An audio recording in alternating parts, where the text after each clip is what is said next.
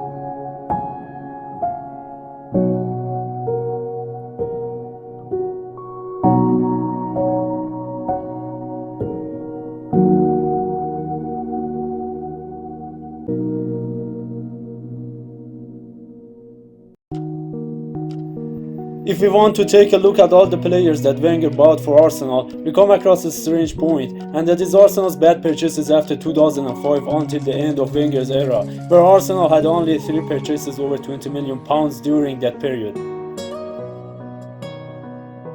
Which is Mesut Ozil with £42.5 million from Real Madrid in 2013, Alexis Sanchez £35 million from Barcelona in 2014, and Xhaka £30 million from Mönchengladbach in 2016. While from 2004 to 2016, Manchester City bought 18 players over £20 million, Chelsea 16 players, and Manchester United and Liverpool 12 players. It is very interesting that in 2015, Wenger only bought Petr Cech from Chelsea. He was signed for £11 million, making Arsenal the only team in 5 major European leagues to have no purchases after than a goalkeeper. Since Arsenal last won the Premier League until the end of the 2020 season, Manchester City have won the Premier League 4 times, and Chelsea, like Manchester United, have won the Premier League 5 times, and Liverpool have finally longed for their 30 years league title. Even Leicester City won a memorable 2016 Premier League title, but Arsenal were moving further away from the league title and then the UCL quota. Looking at Arsenal's acquisitions after the move to Emeretis Stadium, we find that there have been some bad and sometimes expensive acquisitions that were supposed to replace the top stars sold, but only wasted Arsenal's manager's budget, weakening the team and increasing the pressure. These disappointing acquisitions include £30 million Granit Xhaka, when transfer records from Real Madrid, Barcelona, Manchester City and Manchester United had not yet been broken.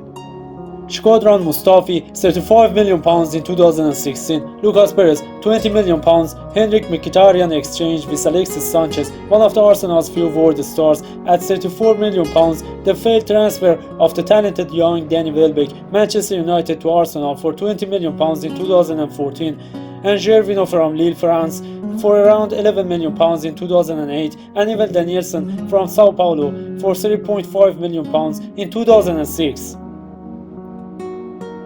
To describe the badness of the mentioned purchases, it was enough to pay attention to Patrice Evra's interesting memory of Thierry Henry, who was supposed to watch the Arsenal game on TV one day, but Henry turned off the TV as soon as he saw the captain's armband on Granit Xhaka's arm.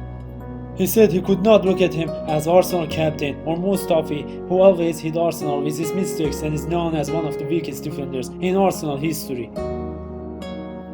Also Mkhitaryan, who left Arsenal for AS Roma on a free transfer, even Gervinho, who expressed his happiness as he left Arsenal, or Denison, who was so bad that there were no customers to buy him from Arsenal and Arsenal loaned him to his former club. If we want to have a detailed comparison of Arsenal's results at UCL from the time they played their home games in the Emeretis stadium to the end of Wenger's time at Arsenal, with the time they played at Highbury under the manager. As you can see in the table, Wenger and before leaving Highbury, Arsenal reached to the UCL final for the only time in the club's history, losing 2-1 to Barcelona in Paris and twice in 2001 and 2004 quarter-finals. With a close defeat against Valencia, 2-2 in aggregate, and the rule of goals scored in the opponent's house, and in 2004 with a close defeat against Chelsea, they failed to reach to the semi-finals. Arsenal have twice qualified for the second round of the UCL, which is equivalent to the 1/8 finals, both of which were eliminated after finishing third in the group. Arsenal reached the European League final match once during the time at Highbury, where they finished runners-up after losing on penalty kicks to Galatasaray. They did not reach the Champions League final with Wenger during their years at the Emeretis Stadium, which lasted 11 seasons.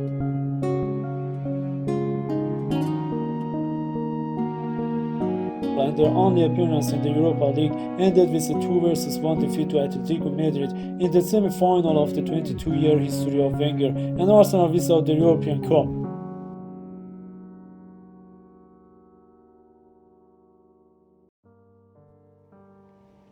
Since Arsenal's arrival at the Emeretis Stadium, they have often been eliminated with humiliating defeats such as a 4-1 aggregate defeat to Manchester United of Ferguson in the only UCL semi-final at the Emirates at 2008 and 2009.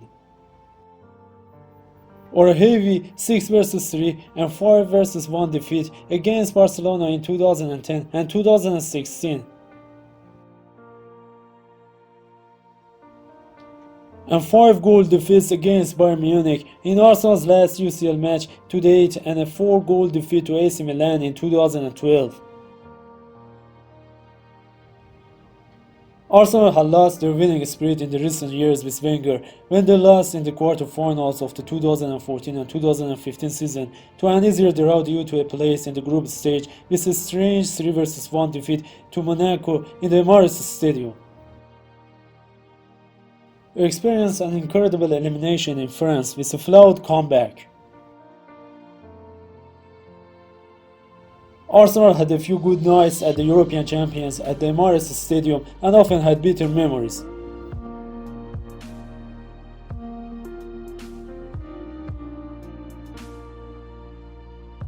Of course, things did not go very well for them in domestic competitions, and they experienced strange and heavy defeats such as the 6-goal defeat against Chelsea in Wenger's 1000th appearance on the Arsenal bench.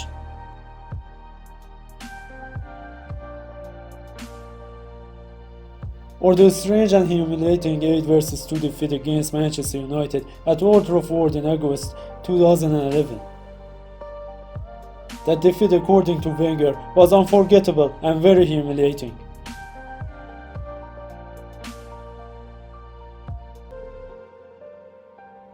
As well as the 6-3 defeat to Manchester City in the 2013 and 2014 season was another Arsenal loss in Wenger's last years.